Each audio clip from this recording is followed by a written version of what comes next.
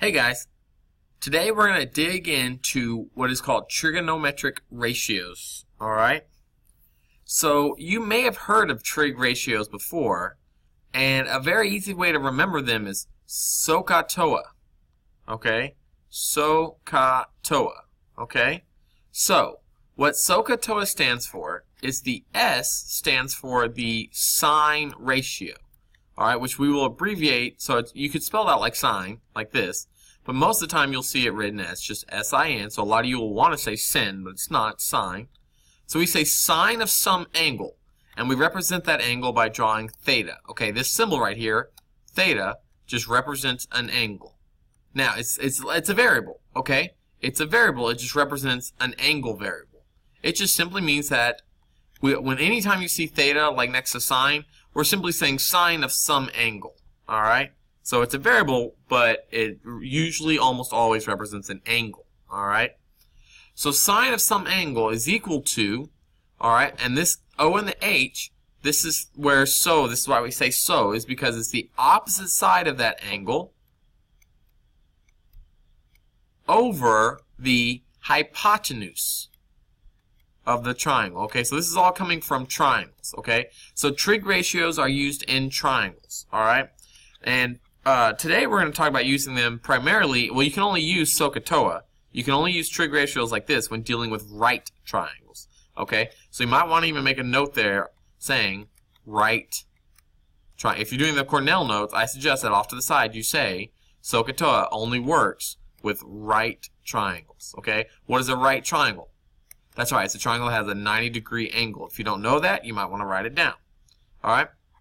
So again, sine of any angle in the triangle is equal to the opposite side, the length of the side opposite from the angle, divided by the length of the hypotenuse. Ca, C-A-H. That stands for cosine. That's what the C stands for. Cosine, which you could actually write like this, cosine, but we'll just write C-O-S. Okay? Cosine, so it's not cos, it's cosine. Alright? Cosine of an angle, so again, we write the variable theta to represent some angle, is equal to A over H. So that's where we say the side adjacent divided by H, which is the side hypotenuse. So the cosine of some angle is equal to the adjacent side, the length of the adjacent side to the angle divided by the length of the hypotenuse for that triangle. Alright? T-O-A. T stands for tangent or tan. Okay? So, tangent. That's what it's called. But we usually just write tan of theta. So tangent of angle theta is equal to O over A. So what that means is that it's equal to the side opposite this angle, the length of that side, divided by the length of the side adjacent to that angle. Alright? So Sohcahtoa is just a nice, easy way to help you remember these sine, cosine, tangent, trig ratios. Okay? So let's dig in how we'd use them. So, we have a triangle here, triangle XYZ. Triangle XYZ. And we have our theta is up here at the top of the triangle. Alright? And it is important to realize where theta is located, because depending on where theta is located can completely change, can completely change my trig ratios, okay? So the fact that theta is located at the top is going to give me a different set of trig ratios than if I was looking at theta being over here, okay? So then I have a side 3 and I have a side 2. Okay? So, first off, here's what I want you to do. I want you to first look at your trig ratio, and I want you to write the sides. I want you to determine which side is the hypotenuse, which side is adjacent, and which side is opposite based on this trig ratio. So looking at based on this angle, the placement of the angle, theta. The placement of theta tells me that the side opposite should always be a cross. In fact, some students like to replace opposite, or they like to write it and always write a cross next to it. Okay? So, we know that if this is theta, opposite theta is going to be this line right here. So this is your O. This is your opposite. I want you to label it. All right? So then what would be your adjacent? Well, that adjacent, here's a trick to remember. Adjacent is always the side next to it that is not the hypotenuse, okay? All right, I'm trying to write that down for y'all. And if that's hard for you to remember, I suggest you write it down. Adjacent. There, I want to change my font size. Adjacent.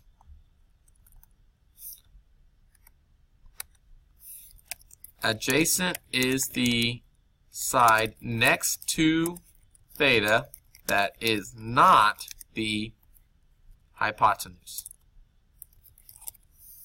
Okay? So, when you're looking at theta here, we have two adjacent sides, so which one's the hypotenuse? Well, remember, what did we talk about yesterday? The hypotenuse is always across from the 90-degree angle. So this is the hypotenuse. So I'm going to go ahead and say HYP right here, hypotenuse. So then that means this side right here is the adjacent side. So ADJ. Alright, so that's the adjacent side. Now what I want you to do is I actually want you to write out your three trig ratios. So in other words, sine of theta is equal to something. Cosine of theta is equal to something. And tangent of theta is equal to something. Okay? I want you to actually get these trig ratios. Alright? But before we do that, let's back it up just a quick second. Let's just back it up a quick second. Do we know all three sides to this triangle? No, we do not. Okay, but what kind of triangle is this? A right triangle. So that means if it's a right triangle and I know two sides, what can I use? We did it yesterday. The Pythagorean Theorem. The fact that it is a right triangle and I know two of the three sides, I can use the Pythagorean Theorem, which was a squared plus b squared equals c squared. Okay? So, does it matter which side's A and B? No. The only side that actually matters that we keep correctly labeled is C, which is the side I'm trying to find. So we'll just leave C as C. So I'm going to say A is 3 and B is 2. So I'm going to say 3 squared plus 2 squared is equal to C squared. So then that gives me 9 plus 4, which is 13. So I know 13 is equal to C squared. So then I know that I have to square root both sides to get C by itself.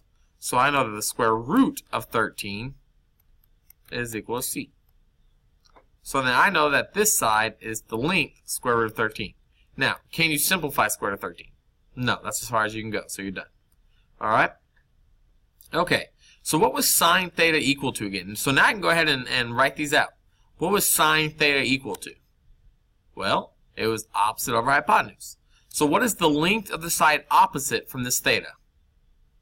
That's right, it's 2 over the hypotenuse, which is square root of 13. Now, I picked a hard example to start with, and maybe I should have picked an easier one to start with. But, who notices that? This is correct. But, what's the problem? Can I leave it like this? Hopefully, you're saying, no, we can't have a radical in the denominator, so I need to rationalize. Okay? So, I rationalize by multiplying by square root of 13 over square root of 13, which leaves me with 2 square roots of 13 over 13. And so that's as far as I can take that problem. So sine of theta is equal to 2 square roots of 13 over 13. So let's go to cosine theta. Well, what was cosine theta equal to? Cosine theta was equal to the side adjacent over the hypotenuse. So once again, the side adjacent to theta, to this angle right here, is 3. So I say 3 over the hypotenuse, which is square root of 13. Well, I run into the same problem again. I can't have square root in the denominator, so I need to rationalize. So I multiply by square root of 13 over square root of 13.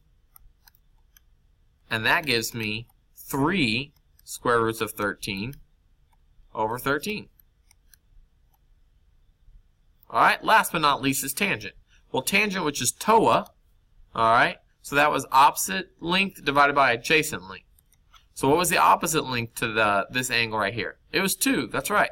So I say 2 over, what was the adjacent length? 3.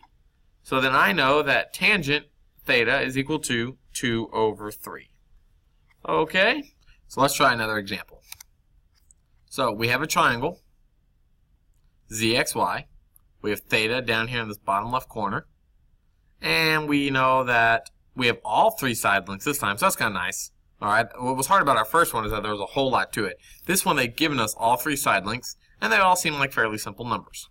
So once again, what I want you to do is, first thing I want you to do is I want you to label the sides that are opposite, adjacent, and hypotenuse to theta. Alright?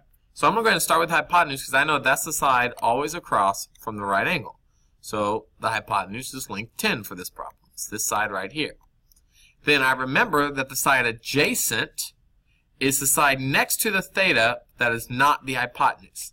So if this is theta, and this side is the hypotenuse, then this side is the adjacent side. And so then I also know that opposite means across, so then this is the opposite side. Okay? So then I can say that sine of theta, which again, remind yourself, that is equal to opposite length over hypotenuse length. So the opposite length, I labeled it, that's 8. Divided by the hypotenuse length, I labeled it, that's 10. Now, can you reduce 8 over 10 down? Yes. They're both by 2, so that gives us 4 over 5. So then we know that sine of the angle theta is equal to 4 divided by 5. Okay? So what about cosine? Well, remember that cosine is a over h because it's Sohcahtoa, C-A-H, which is adjacent over hypotenuse. So the adjacent side was 6 over the hypotenuse, which was 10. Once again, I want to reduce 6 over 10. 2 goes into both of those, so that gives me 3 over 5. Last but not least is tangent. Alright, so tangent of theta, which is toa, so that's opposite over adjacent, so opposite was length 8, adjacent was length 6, so then that gives me, reduced down by 2 in both, 4 over 3. And there we go. Alright guys, so that's the basic idea of what trig ratios are and how to use them, okay, which is all we're kind of looking for today. Alright, thanks guys, have a great day.